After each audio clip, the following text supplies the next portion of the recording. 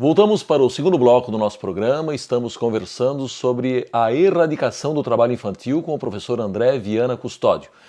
Professor, de acordo com o Ministério do Trabalho e Emprego, em 2011 houve uma redução de 58% do número de autorizações judiciais para o trabalho de crianças de 10 a 15 anos em relação ao ano anterior, ao ano de 2010. Eu queria saber como o senhor encara esse resultado e também sobre essa questão do projeto de lei 3.974 de 2012, que passa da Justiça Estadual para a Justiça do Trabalho a competência para autorizar crianças e adolescentes a realizarem aqueles trabalhos aí de natureza artística, em cinema, teatro, entre outros. O senhor concorda com essa mudança? Antes de explicar exatamente, as consequências das autorizações, a gente precisa caracterizar qual é o contexto dessas autorizações judiciais para o trabalho. Na verdade, a Constituição brasileira foi muito clara ao estabelecer os limites da idade mínima para o trabalho, né? Em qualquer condição, em 14 anos, a partir de 16 anos na condição de um trabalhador comum, com exceção da aprendizagem entre 14 e 16, e as piores formas de trabalho infantil, né, proibidas antes dos 18 anos de idade. Quando nós falamos em autorizações judiciais do trabalho, nós estamos falando em autorizações que violam esses limites constitucionais. E aí, qual a motivação para a violação de um limite constitucional de idade mínima para o trabalho, pactuado inclusive através de convênios internacionais, como a Convenção 138 da OIT? Quando nós olhamos para essas autorizações, nós vamos encontrar que elas são fundamentadas no antigo dispositivo da CLT, de 1943, que dizia o seguinte, que poderia o juiz autorizar a realização do trabalho por criança antes da idade legal permitida, desde que se comprovasse dois critérios. Primeiro critério, que o trabalho da criança fosse indispensável à sobrevivência da família. Segundo critério, que este trabalho fosse realizado em algumas atividades específicas, como trabalhos realizados à rua. Quando nós olhamos para os dois critérios, nós vemos que, tanto do ponto de vista jurídico, por um dispositivo já revogado da CLT, mas que ainda é utilizado como base nessas autorizações, e tanto do ponto de vista das características de conteúdo, nós temos problemas. Primeiro que é óbvio que é papel, não devem as crianças sustentar os seus pais, e sim os pais sustentarem as crianças. Claro. Do ponto de vista do compartilhamento de responsabilidades, aí há uma inversão de valores. Como é que eu posso suprimir o emprego do adulto, ceder para uma criança para que esta criança sustente a sua família? Esse já é um problema. Segunda questão é o tipo de autorização. Realização de trabalhos nas ruas é trabalho perigoso, insalubre e penoso, porque na rua não é um espaço adequado para uma criança estar, quanto mais para trabalhar, Então tem essa questão. E a outra questão das autorizações são os trabalhos em atividades artísticas, amplamente utilizados ao longo da história brasileira e que de certa forma se manteve. Bom, o que nós estamos vendo sobre as autorizações? Primeiro que elas são ilegais, por isso o Conselho Nacional de Justiça fez um levantamento muito sério sobre a emissão dessas autorizações. Há uma mobilização forte dos fóruns de erradicação do trabalho infantil, sensibilizando os tribunais, os próprios promotores e juízes para o enfrentamento das autorizações. Temos estados, por exemplo, tive no estado da Paraíba, um seminário do Tribunal Regional do Trabalho, o estado da Paraíba tem 0 autorização judicial por trabalho, porque há um compromisso institucional que essas autorizações não se proliferem. No entanto, nós temos aí regiões do país em que se torna uma prática habitual. E esta prática habitual fundada aí em questões que do ponto de vista de legalidade são muito questionáveis e do ponto de vista de legitimidade mais questionáveis ainda. Então eu espero que ao longo aí dos próximos anos a gente consiga o compromisso tanto do Conselho Nacional de Justiça quanto dos tribunais para que se elimine essa prática perversa das autorizações judiciais do trabalho e que este projeto de lei que tramita no Congresso Nacional também seja arquivado. Tá certo. Bom, o Tribunal Superior do Trabalho e o Conselho Superior da Justiça do Trabalho instituíram em 2012 a Comissão de Erradicação do Trabalho Infantil e de Proteção ao Trabalho Decente do Adolescente com o objetivo de elaborar estudos e propostas de ações que seriam implantadas pela Justiça do Trabalho para combater o trabalho infantil. O que o senhor enxerga dessa iniciativa?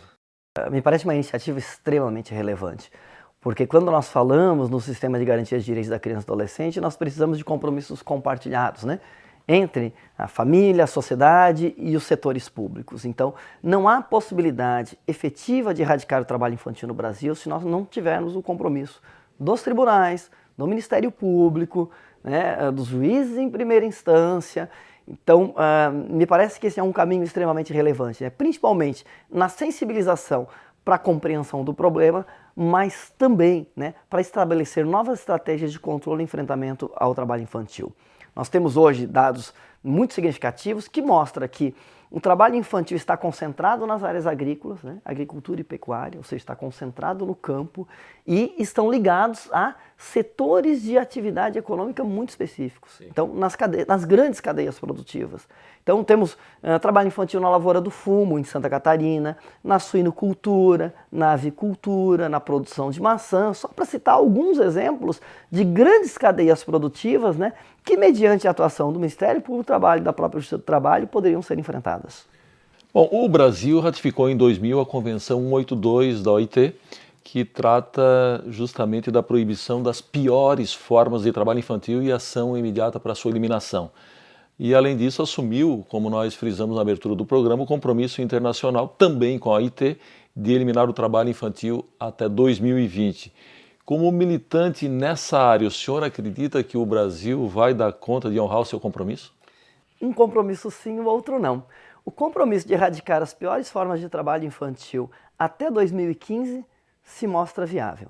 Se mostra viável, com exceção talvez de alguns problemas em relação ao enfrentamento de exploração sexual comercial, que é um tanto mais difícil por conta das questões de visibilidade. Agora, o compromisso de 2020 ele é um compromisso mais sério, porque ele é um compromisso de erradicar todas as formas de trabalho infantil. E quando nós falamos em erradicar todas as formas de trabalho infantil, não é apenas afastar a criança do trabalho. Erradicar o trabalho infantil é superar a cultura do trabalho durante a infância e oferecer políticas públicas de atendimento para crianças e adolescentes, como, por exemplo, no contraturno escolar. Então, essa tarefa demanda uma estrutura um tanto maior e um compromisso político um tanto maior. Eu, de certa forma, tenho um certo ceticismo a acreditar que até 2020 a gente consiga enfrentar um compromisso de tamanho e envergadura. Mas estamos contribuindo aí para ver se a gente chega lá, né?